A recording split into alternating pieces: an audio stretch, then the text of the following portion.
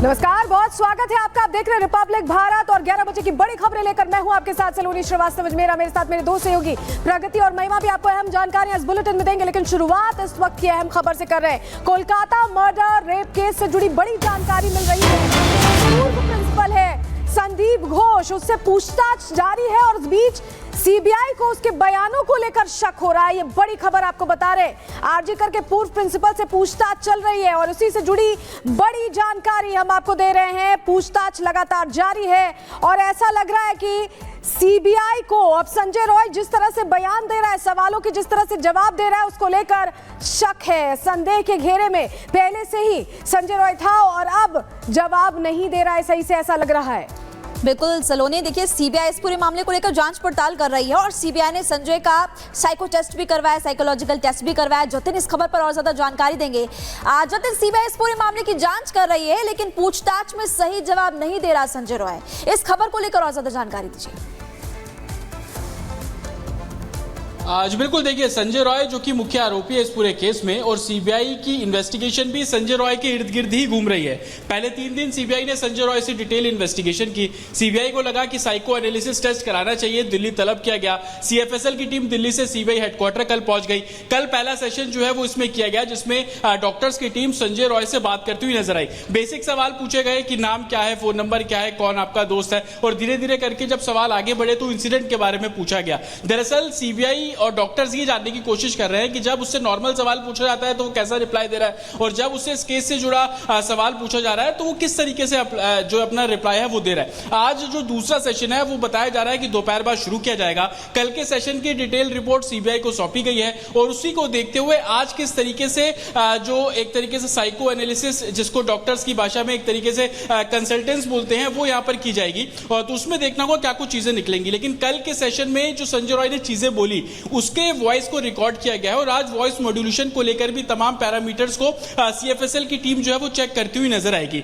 संजय रॉय इसलिए भी इस केस में महत्वपूर्ण है क्योंकि कोलकाता पुलिस की इन्वेस्टिगेशन संजय रॉय को ही मास्टरमाइंड बता रही है। कोलकाता पुलिस कहती है सिर्फ एक यही शख्स है जिसने ब्रूटली पहले रेप किया और उसके बाद हत्या कर दी। यही कारण था कि उसकी मानसिकता उस समय जब वो इस पूरे इंसिडेंट को कर रहा था तो उसके दिमाग में क्या कुछ चल रहा था। सीबीआई ने संजय रॉय से जुड़े हुए दूसरे लोग, चाहे वो उसके आस पड़ोस के रहने वाले लोग हो, उसकी फैमिली में उसकी माताजी, साथ ही अस्पताल में जिन जिन लोगों के वो संपर्क में था, चाहे वो अस्पताल के सिक्योरिटी गार्ड, कुछ रेजिडेंट डॉक्टर्स, उनसे भी इस बारे में जानकारी जुटाई।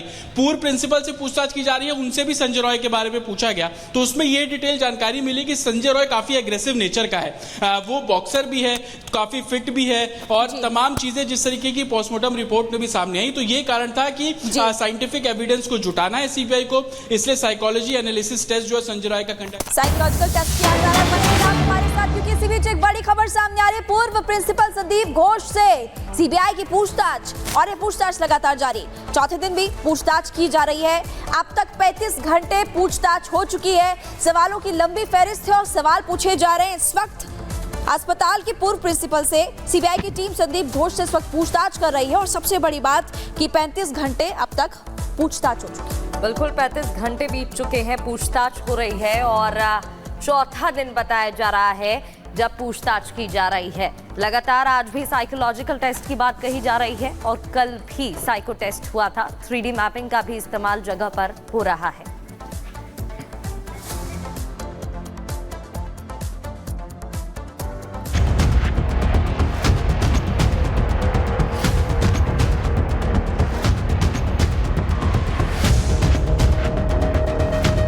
बंगाल रेप मर्डर को लेकर देश भर में गुस्सा है। पिछले 1 हफ्ते से देश भर के डॉक्टर प्रदर्शन कर रहे हैं। डॉक्टर्स की पहली मांग यही है कि लेडी डॉक्टर के साथ हुए गुनाह की पूरी सच्चाई सामने लाई जाए।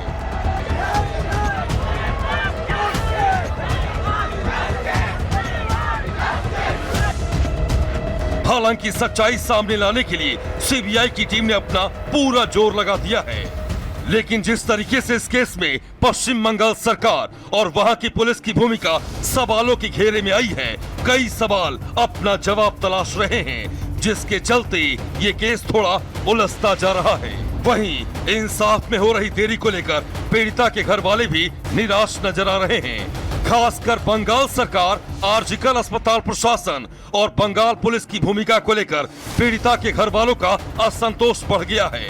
उन्होंने जांच के नतीजों में हो रही देरी को लेकर बंगाल सरकार की मशीनरी पर गंभीर सवाल खड़े किए हैं। एकदम हम लोग का डिपार्टमेंट का कोई नहीं और कॉलेज का कोई हमारा साथ कोऑपरेट नहीं किया। यही तो दिक्कत है हम लोगों का, जो डिपार्टमेंट पूरा इसलिए इन्वॉल्व है इसमें। बेशक अपनी बेटी को खो चुके पिता की नाराजगी जायज है, वहीं इस मामले को लेकर रविवार को भी सीबीआई की टीम पूरे एक्शन मोड में नजर आई। सीबीआई की टीम ने रविवार को आरोपी संजय रॉय की मनोस्थिति समझने के लिए उसका साइकोलॉजिकल टेस्ट किया और ये जानने समझने की कोशिश करती रही कि आरोपी ने जिस तरह से इस अपराध को अंजाम दिया उसे लेकर उसकी मानसिकता क्या है और इस वक्त उसके दिमाग में क्या चल रहा है। इतना ही नहीं, सीबीआई की टीम ने रविवार को आर्जिकल मेडिकल कॉलेज और अस्पताल के इमरजेंसी वार्ड की 3D लेजर मैपिंग भी की ताकि इसके जरिए इकट्ठा किए गए सबूतों की कड़ियों को जोड़ा जा सके। आप सोच रहे होंगे कि आखिर सीबीआई की टीम को 3D तकनीक के जरिए आखिर यहाँ से क्या हासिल हुआ होगा, तो आपको बता दें, दरअसल सीबीआई इस केस में हर छोटी से छोटी चीजों की तलाश में जुटी है ताकि सारे सुरागों की कड़ियों को जोड़कर सच्चाई सामने लाई जा सके। इसलिए सीएफएसएल की टीम ने 3D मैपिंग के जरिए इमरजेंसी वार्ड के हर कोने को कैप्चर किया। दीवार से दीवार तक की 360 डिग्री की तस्वीरें ली गई। दीवार से कमरे में मौजूद किस चीज की कितनी दूरी है ये कैप्चर किया गया। कैमरे के फोटोग्रामेटिक एनालिसिस के लिए खास जगहों को कैप्चर किया। आपकी जानकारी के लिए बता दें कि इस खास तकनीक के जरिए 3D मैपिंग तकनीक और इसमें इस्तेमाल होने वाला कैमरा इतना पावरफुल होता है कि अगर खून का एक छोटा सा छींटा भी अगर कमरे में मौजूद हुआ तो उसे कैप्चर किया जा सकता है। अब सवाल है कि सीबीआई की टीम इस मामले में 3D तकनीक का सहारा क्यों ले रही है। तो आपको बता दें कि दरअसल कोलकाता के आर्जिकल मेडिकल कॉलेज के जिस कमरे में लेडी डॉक्टर के साथ बर्बरता की गई, बीते रविवार को हॉस्पिटल के उसी इमरजेंसी वार्ड में आधी रात को भीड़ ने जमकर तोड़फोड़ की थी। लिहाजा सीबीआई ये मानकर चल रही है कि यहाँ सबूत मिटाने की कोशिश की गई है। इसलिए गुनाहगारों की गर्दन तक पहुँचने के लिए सीबीआई हर वो सुराग जुटा रही है जो अदालत में गुनाह और गुनाहगार का कच्चा चिट्ठा खोलकर उसका अपराध स्टैब्लिश कर सके। Bureau report, Republic Bharat. देखिए, बंगाल के हालात को लेकर आपको बता दें कि राज्यपाल सीवी आनंद बोस की टिप्पणी भी सामने आई है। वो कह रहे हैं कि बंगाल महिलाओं के लिए सुरक्षित नहीं है, हालात बहुत खराब है। ये बात कहते हुए नजर आ रहे बंगाल के हालात को लेकर राज्यपाल सीवी आनंद बोस ने कहा बंगाल महिलाओं के लिए सुरक्षित नहीं है, बंगाल में महिलाएं डरी हुई है, बंगाल में ऐसी सरकार है जो कि असंवेदनशील है, संवेदनशील है ही नहीं वहां की सरकार। तमाम सवाल उठाते हुए सीवी आनंद बोस इस वक्त नजर आ रहे हैं वहां की मुख्यमंत्री पर, वहां की सरकार पर, क्योंकि हालात वहां पर ठीक बने हुए नहीं है। डॉक्टर्स हमने देखा हड़ताल पर है और पीड़ित पक्ष का कहना है कि हमें यहां पर देखिए न्याय नहीं मिल रहा और अब राज्यपाल की भी टिप्पणी है। Bengal is not a place safe for women. Bengal has failed its women, not Bengal society. The present government of Bengal has failed the women folk. Bengal should again be brought back to its pristine glory, where women had their own respectable place in society. That has been lost. They are scared. They are scared of gundas. This has been created by a government which is insensitive to this issue. तो CBI जांच के दायरे को लगातार बढ़ा रही है। जतिन हमारे साथ जुड़े हुए हैं ग्राउंड जीरो से, लगातार इस खबर को कवर कर रहे हैं। जतिन, पूर्व प्रिंसिपल सवालों के घेरे में थे, जिस तरह से इस्तीफा तुरंत उन्होंने दिया इस घटना के बाद, जिस तरह की व्यवस्थाएं थी उस अस्पताल में, और उसके बाद जब पूछताछ होती है तो ऐसा लगता है कि बहुत सारी चीजें हैं जिनके अभी तक जवाब नहीं मिले हैं।